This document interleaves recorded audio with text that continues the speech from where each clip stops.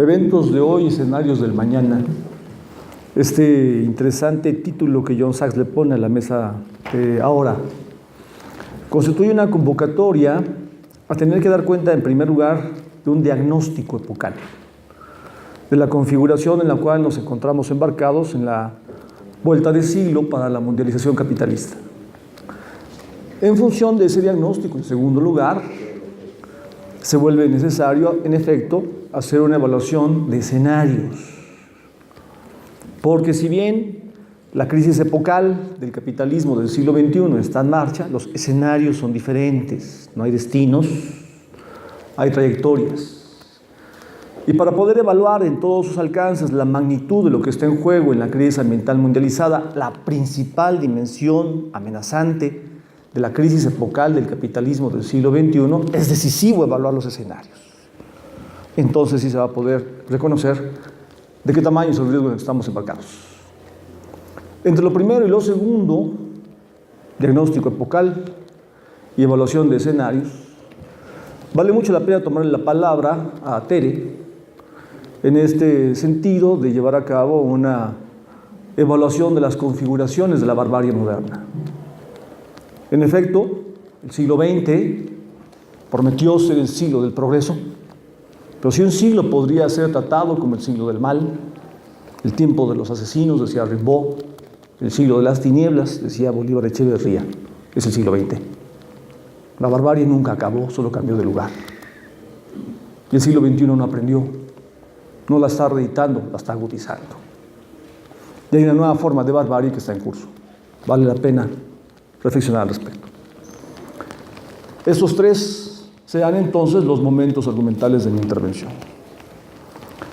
Lo primero, diagnóstico epocal. Al fin del siglo XX, la mundialización capitalista construyó, primero como alternativa a la crisis que empezó en los 70,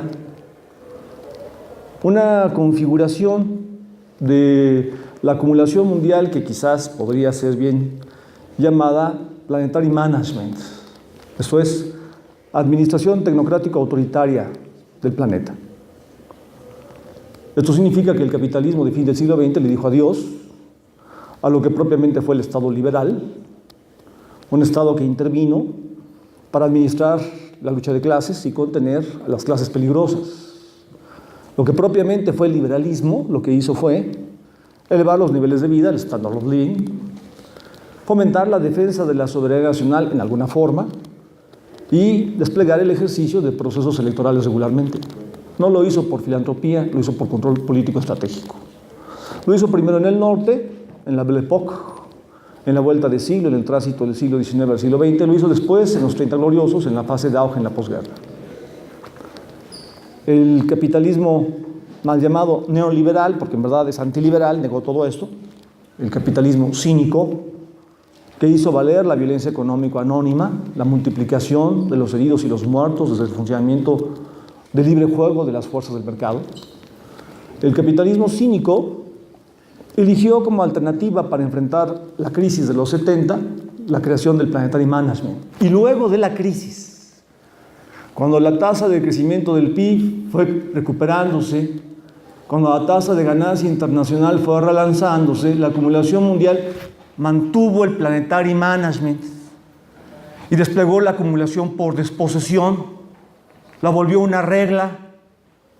En América Latina se estrenó la acumulación por desposesión, la agudización de la sobreexplotación de la fuerza de trabajo con las dictaduras militares. El golpe de Estado de Pinochet, el golpe de Estado de Videla en Argentina, lo que hacen es generar una pinza, un endeudamiento inédito para la historia de sus países que se paga con fondo salarial de consumo. Entre el 82 y el 88 en México se echa para atrás 4 décadas de desarrollo y se hace lo mismo que se acababa de hacer en Argentina sin dictadura militar.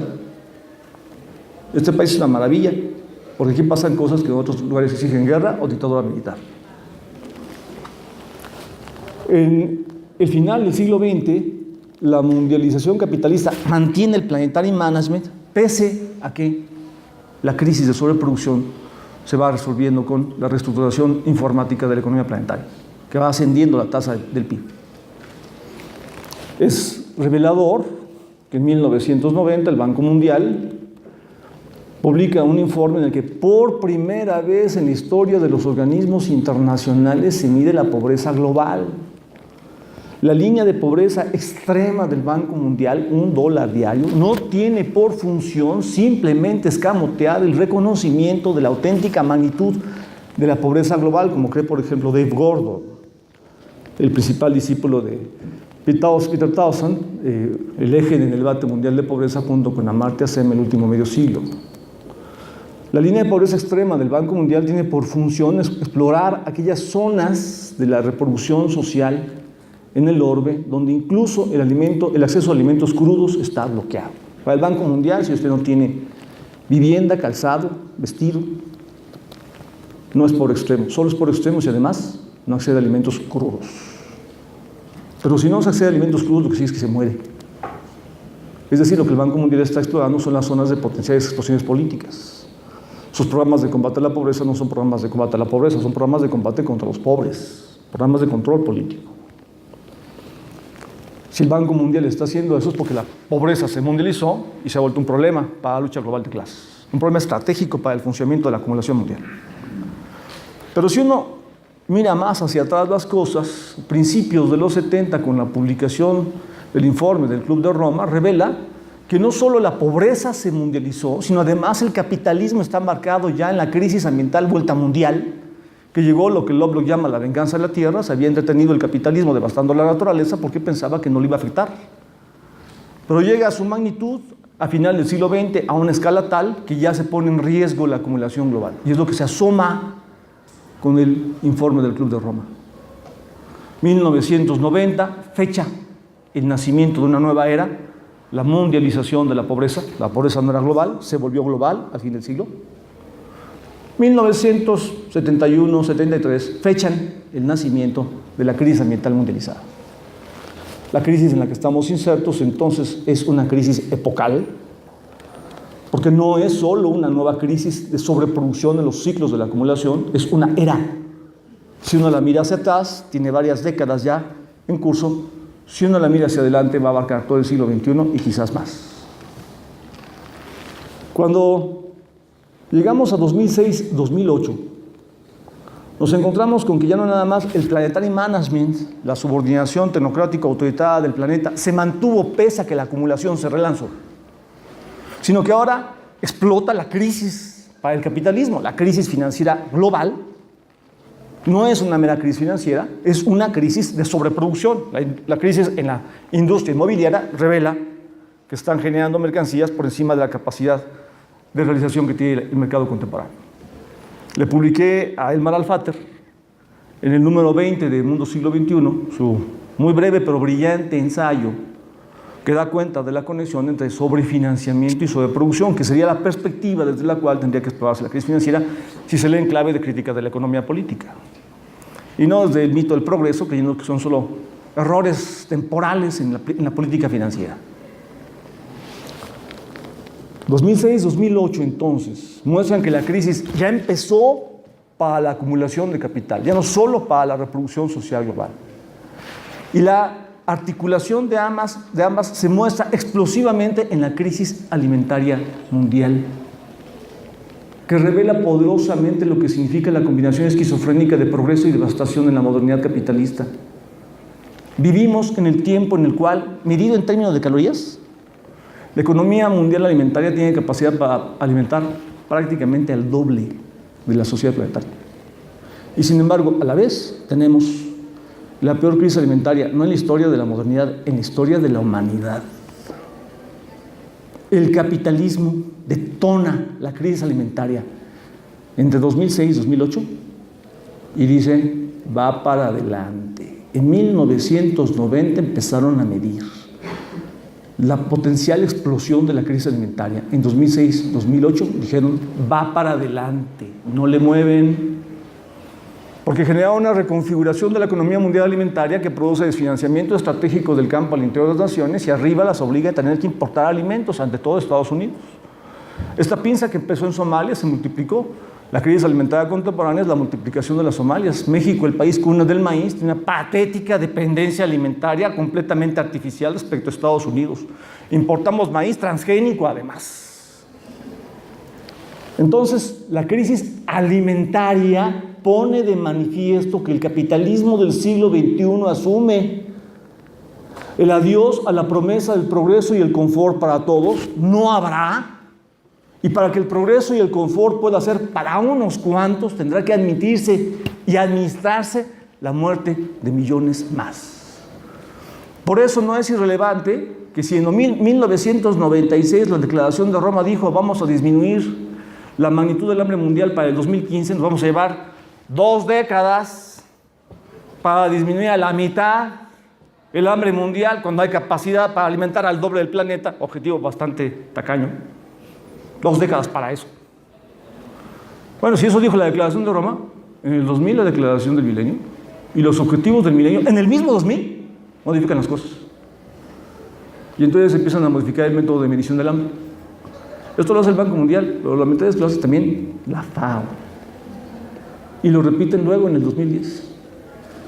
Si la FAO hubiera mantenido su método de medición original de la pobreza extrema y del hambre, lo que saldría es que el hambre mundial no está disminuyendo, que el objetivo del milenio no se está cumpliendo, sino que el hambre mundial está aumentando. Esto lo ha demostrado de manera inapelable Thomas Pogge en su crítica al Banco Mundial. Cambiaron el año base, lo corrieron de 1996 a 1990, son más pobres. Cambiaron el criterio, originalmente decía, vamos a reducir a la mitad de pobres, lo volvió más bien, vamos a reducir a la mitad de la proporción de pobres que había en 1990. Cambiaron la población base, ya no fue la población mundial, fue la población de los países menos desarrollados para tener una tasa de crecimiento poblacional entre 1990 y lo que viene después más alta. Entonces generan la ilusión puramente demagógica de que la proporción de pobres hambrientos está disminuyendo en el mundo, cuando más bien está aumentando. Solo es un asunto estadístico, no hicieron prácticamente nada. El capitalismo mundial modificó la economía mundial alimentaria, hace del hambre un negocio y va para adelante.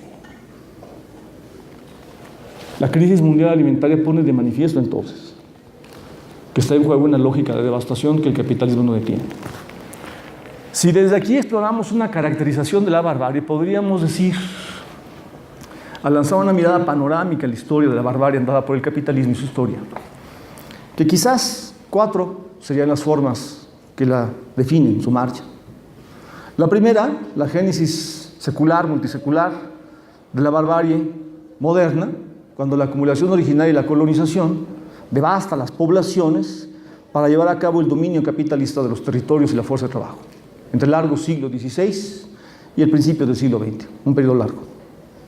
Luego vendría lo que podría llamarse la barbarie apocalíptica, cuando en la época de la guerra total se moviliza a la totalidad de las sociedades y la totalidad de la economía para hacer la guerra. Especialmente se pone esto de manifiesto con la transformación que Schacht hace de la economía alemana para convertirla en una gran industria productiva, en una gran industria militar. La guerra no se hace solo con soldados, se hace con armas. Y ahí la bomba atómica muestra que en efecto la civilización está puesta en peligro. Hiroshima y Nagasaki no son el fin de la Segunda Guerra Mundial, son quizás el inicio del siglo XXI. Y luego viene los 30 gloriosos, cuando se genera la ilusión de que, bueno, la barbarie estaba atrás, porque Hitler fue un fenómeno que llegó de fuera, un relámpago que no respondía al capitalismo, eso dijo el discurso liberal. Pero si uno ve los 30 gloriosos, se ve que no fueron tan gloriosos, porque la barbarie siguió adelante. Quizás una manera de definirla podría ser barbarie fusi, usando esta metáfora de que la tecnología automática distribuye sus funciones. El desarrollo tecnológico del capitalismo despliega la barbarie en África, o la despliega en la disputa geopolítica por el control del segundo mundo entre Estados Unidos y Laos, Vietnam, Corea, Afganistán. Barbarie en la acumulación originaria, barbarie apocalíptica, barbarie fusi, son formas de barbarie previas. La barbarie de la vuelta de siglo podría ser llamada barbarie necropolítica, cuando la política de muerte es fundamento de nuevas formas de acumulación y va para adelante. México tiene barbarie necropolítica porque la economía criminal hace valer la política de muerte para generar inéditas formas de acumulación por desposesión, renta criminal. Pero no solo, si se abre la mirada, se podría percibir que también está en juego la barbarie necropolítica con la mundialización de la pobreza, la crisis alimentaria y la crisis ambiental mundializada, y entonces aquí vale la pena dar cuenta de los escenarios. La crisis ambiental mundializada apunta a 5 escenarios. Primer escenario, uno que no se va a cumplir porque el Instituto Post también le dijo al Banco Mundial que eso de los 2 grados no va a existir.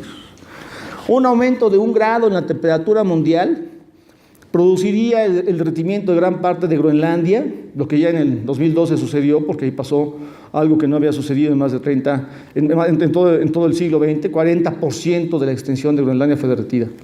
Por supuesto, acelera la producción de huracanes, ciclones y tormentas, pone en riesgo islas del Océano Pacífico y del Índico, las Maldivas, este paraíso del planeta, este maravilloso paraíso del planeta, que tiene como altura 2 metros, como máxima altura, 2 metros arriba del nivel del mar, desaparecerían. Y en este escenario, los sumideros oceánicos de carbono de los mares de Labrador, Whidbey y Groenlandia se desestabilizarían. Cuando se ve lo peor de la crisis ambiental es cuando se ve cómo es que los mecanismos de autorequilibrio, el sistema inmunológico, digámoslo así, del planeta se desestabiliza. El planeta absorbe dióxido de carbono con sumideros oceánicos. Este escenario los desestabiliza. Pero esto es 1 grado. Escenario 2 grados. Todo el hielo de Groenlandia desaparece. Desaparece en ciudades como Bangkok, Shanghái, Mumbai. Se propicia que amplios conjuntos poblacionales asuman su éxodo hacia áreas más altas y la liberación de las reservas de metano contenidas en el permafrost siberiano se vuelve potencialmente indetenible. Solo la plataforma de Siberia contiene 1.400 millones de toneladas de metano en hidrato de gas, lo que equivale al doble de carbono contenido en la totalidad de la vegetación a escala mundial. Desde la primera revolución tecnológica hasta nuestros días, el patrón energético fosilista aumentó en un 150% la concentración atmosférica de metano, lo que no es nada comparado con los impactos que desataría la liberación de los depósitos siberianos. Con solo la liberación del 1% contenido en Siberia se soltarían 14 millones de toneladas. Quizás el sobrecalentamiento se vuelve así ya indetenible. Ese escenario 2 con 2 grados, que no se van a cumplir. Escenario 3, con 3 grados. Traería consigo fuertes y frecuentes olas de calor para Europa y ciertas zonas de Estados Unidos, no solo los miles de muertos que pasaron en Francia por las olas de calor. De modo que no es descartable el arribo de refugiados a Canadá. Imposibilitaría la agricultura en China. ¿Por qué creen que China está comprando tierras a granel en África y en América Latina? El nuevo informe del IPCC ya no habla de efectos asimétricos por el sobrecalentamiento, porque eso no es un cambio climático, eso es un colapso ecológico global. Ya no habla de que en un lado habría daños y en otro quizás mejoras, y podría tener España, podría tener el norte de Europa un clima como el Mediterráneo, aunque España tendría un desierto como el de Sahara. El nuevo informe del IPCC ya está hablando de que entre 2030 y 2050, 25% de la agricultura mundial está en riesgo, y después quizás el 50%. Se pone en colapso el tiempo en el cual teníamos la posibilidad de acariciar, vencer el hambre. La promesa del capitalismo fue hambre hasta el ancien régimen. De ahí para adelante, nunca más. Es la traición a un potencial prometeico de la modernidad mundializada. En este escenario 3, se desestabilizan los sumideros terrestres de carbono, el Amazonas. Se puede generar la descomposición total del Amazonas, invirtiendo su función de sumidero en emisor global de carbono. Ya en el año 2010, la sequía del Amazonas, que regularmente absorbe 1.5 miles de millones de toneladas de dióxido de carbono por año, invirtió su función, generando una emisión de carbono de 2.2 mil millones de toneladas. El escenario 3 lleva a la destrucción total del Amazonas como sumidero terrestre de carbono. En vez de absorber, se despide. Se altera el sumidero oceánico, se altera las reservas de metano en Siberia, se altera el sumidero terrestre. Qué bonito siglo XXI. Y ese es el escenario inmediato superior a los 2 grados, 3 grados. Escenario 4. Un aumento entre 4 y 5 grados centígrados tiene todos los mecanismos anteriores interactuando muy agresivamente. En todos están interactuando, pero en uno prepondera uno u otro. Se desestabilizan los diferentes mecanismos del sistema inmunológico de la naturaleza planetaria. El escenario 5 es una maravilla. Un aumento de 6 grados centígrados, poco probable en el siglo XXI, pero que emerge como peligro tendencial cuando los análisis llegan para el siglo XXII, activaría la peor situación. Más que solo volver la producción de alimentos imposible en India y Australia, India, que tiene 1/6 de la población mundial, para que se capte de qué estamos hablando, propiciaría la liberación de las enormes masas de metano contenidas en el fondo de los océanos, que son muy superiores a las de Siberia. En la atmósfera existen unas 700 gigatoneladas contra una cantidad que podría llegar a ser hasta de 10,000 gigatoneladas de metano en las profundidades oceánicas. Esto significa que la explosión de metano oceánico con un aumento de la temperatura en los 6 grados o más tendría un potencial destructivo miles de veces mayor a todas las bombas atómicas existentes juntas. No se trata simplemente de escenarios contingentes, puede ser este o puede ser aquel, y vamos a calcular con los modelos cuál tiene mayor probabilidad de ser, que es en lo que nos quiere embarcar esta manera de pensar clavada en la racionalización matemática fetichista. No, se trata de que un escenario, el escenario 2, hace posible, mayormente posible 3, porque es más difícil revertirlo, y como mínimo vamos a tener el 3, eso hace más posible el 4, y luego el 4 hace posible el 5. Bienvenidos. Aquello que Harry Rodman llamaba la barbarie ecológica es completamente correcto. La barbarie necropolítica vinculada a la crisis ambiental mundializada significa que estamos embarcados en una dinámica en la cual el colapso ambiental es equivalente a una dinámica de guerra atómica mundial. Eso es el siglo XXI. Muchas gracias.